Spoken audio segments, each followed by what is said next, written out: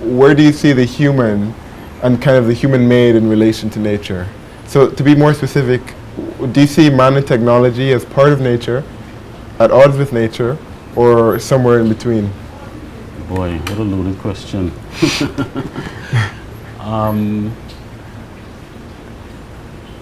I think to a large extent, there's a kind of a hubris that people have with regards to technology, and that somehow it allows us to transcend nature. And there's a lot of attraction to that. I mean, in the sense that, before planes came along, people marveled at how birds could Fly. soar in the sky.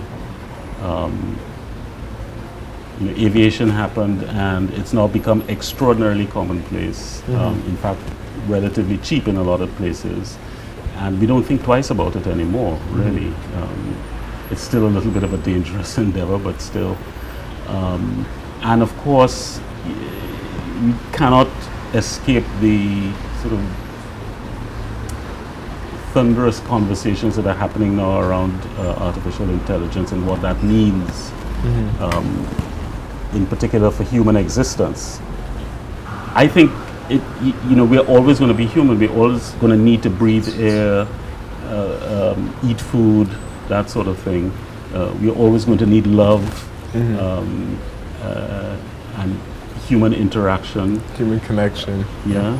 And I think we're clearly seeing now that without those things, life becomes quite precarious. People are now talking about the danger of social media for children, when they're exposed at a very young age and just sort of have this continuous exposure, what that does to them psychologically. So I think there's clearly a kind of a caution in terms of understanding how far we can actually go with technology in terms of integrating into our lives. Yes. One of the things that I've always said to myself is that until the day that we can, so this is a little bit funny, but I think it's true that until we arrive at the day when we no longer, as a species, need to defecate, I think we are always going to be human, and we are always going to have some kind of dominance, or at least hope of dominance over technology. Yeah. There is nothing like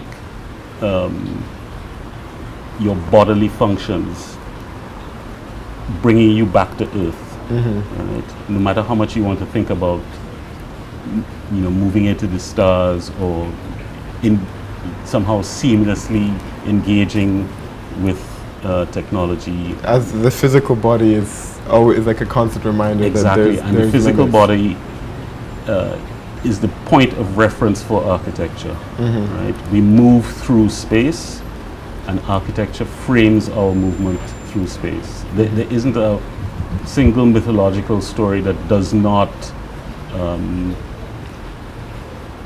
get framed by architecture in some way. Yeah.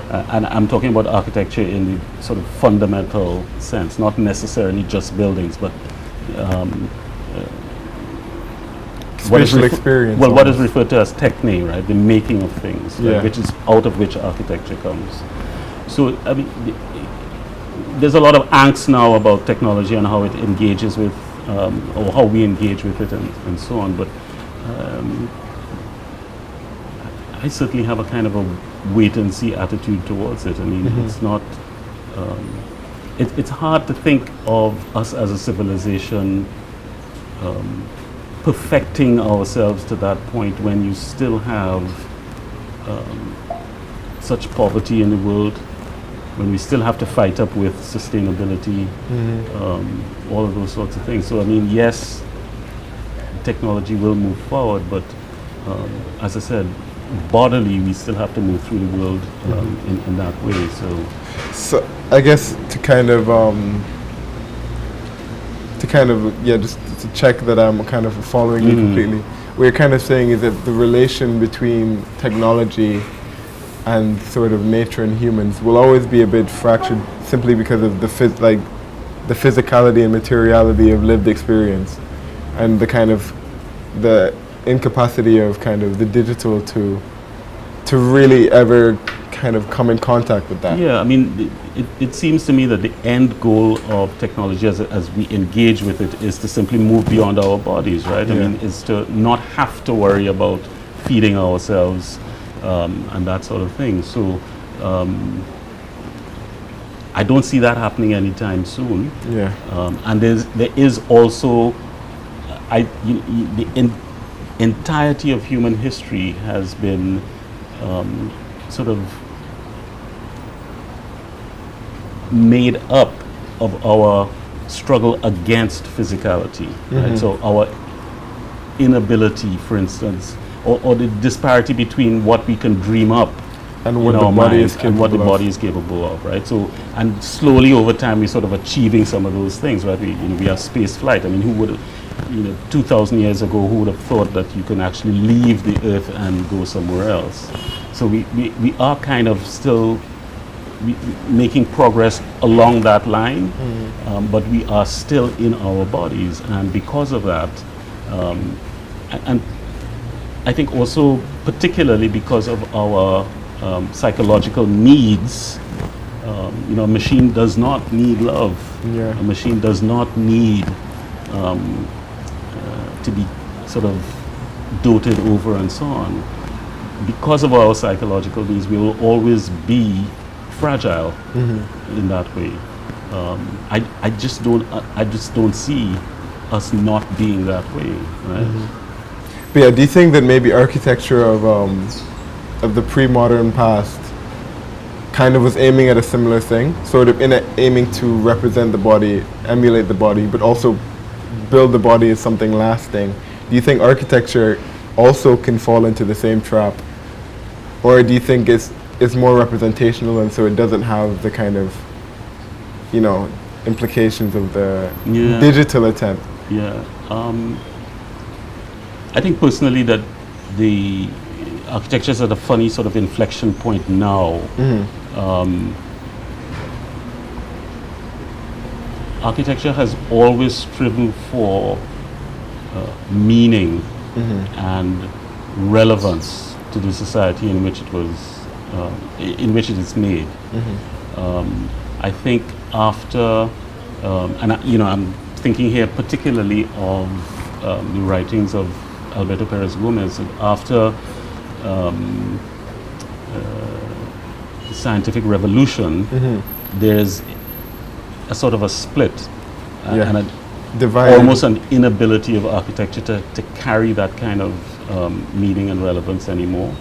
And Alberto has spent his entire academic life trying to understand what and how that split happened and how to recover it. Yes. Right? The complication now becomes, as we were talking before, that all of those are traditions that are based on the understanding of the history of the development of the idea of Western self-identity, starting with the Greeks and coming forward, right? So there's this long history of development, which culminates in the scientific revolution. We are at a point now when those traditions are being called into question, and everybody, you see it on the ground in the rise of I think what some people refer to as identity politics, right? So every individual and every idiosyncratic individual has an identity that needs to be made public, needs to be brought forward, right? As opposed to understanding ourselves in groups, In a collective society. sort of way. Yeah. So there is as Alberto refers to it, a crisis of